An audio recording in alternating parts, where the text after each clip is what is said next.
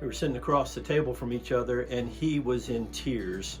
Sam was telling me how his marriage was falling apart, his family was turning against him, his friends were turning against him, and his business was suffering.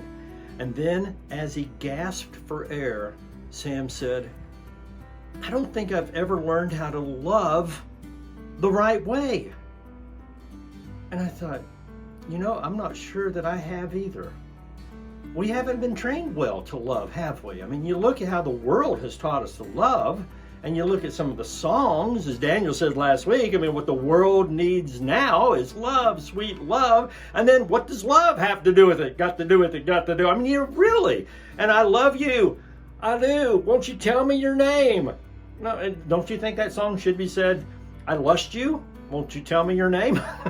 We don't know how to love. We haven't been trained to love well. It's kind of like the little boy that said, I love you, I do, I do, I do. But don't get excited. I love monkeys too. So I looked across the table at Sam, and tears in my eyes as well, because I had performed his wedding.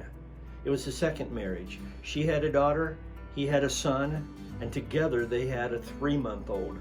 They had been living together for a while. I had agreed to do their wedding on the basis that they would work with me in post-marital counseling, which they did. And it was during that period that Sam said, I'm going to be a Christian now.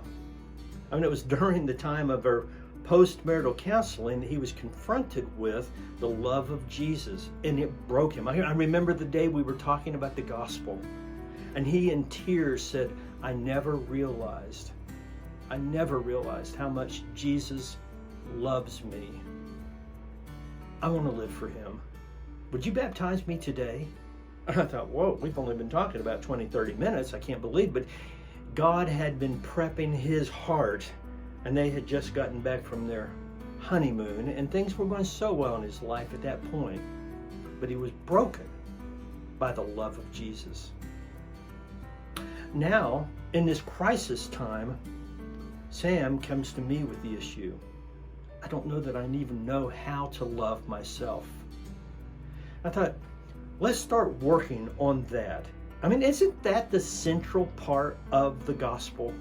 Is to love God, to love others, to love yourself?